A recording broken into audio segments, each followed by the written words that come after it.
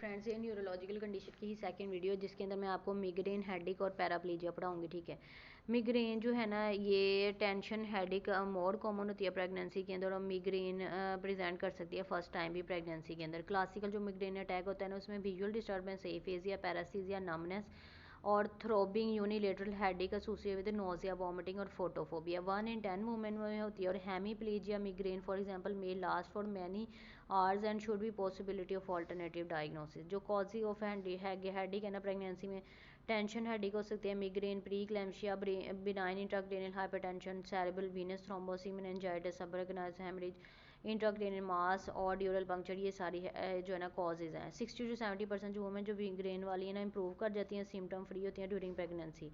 तो every effort आपने made करनी है कि प्रेसिपिटेटिंग फैक्टर जैसे कि चॉकलेट और चीज़ वगैरह को अवॉइड करें।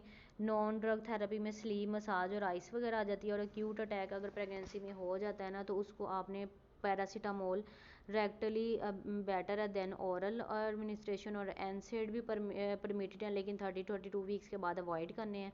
स्ट्रॉन्गर ओपियाइड्स भी आप यूज़ कर सकते हैं, एर्गोटामिन डेरिवेटेड जो है ना वो अवॉइड करने हैं। प्रोफाइलैक्सिस क्या है कि migraine best provide low dose aspirin और एमिट्रिप्टालिन आपने देनी है। ठीक है, प्रोप्रानोल और एटिनोल है भी use with awareness of associated potential, ये IUGR करवाते हैं, इसलिए इसी को क्वेश्चन के साथ यूज़ करना। नेक्स्ट हमारा टॉपिक है पैराप्लीजिया। जो प्रेगनेंसी में स्पाइनल कॉर्ड इंजरी है ना, वो प्रेजेंट एक चैलेंजिंग प्रॉब्लम है। ठीक है, मोर लाइकली जो है ना वो इसमें यूटीआई, एनीमिया, वीनस थ्रोम्बोएम्बोलिज्म हो सकता है। ठीक है, इसके अलावा अदर प्रॉब्लम में neurogenic bladder spasticity, decubital ulcers, autonomic hyper reflexia होता है। एंटीनेटल जो मैनेजमेंट है ना, उसमें आपने पेशेंट का ना level of spinal cord injury देखना है और डिग्री ऑफ पैरालिसिस देखना है। जो स्पाइनल कॉर्ड कंप्रेशन T6 और अबव के लेवल पे है ना, तो उसमें ऑटोनोमिक हाइपर रिफ्लेक्सिया होता है। ठीक है, तो pre eclampsia, IUGR are still birth not more common. ठीक है, प्री टर्म लेबर जो है ना मोर कॉमन है इसके अंदर।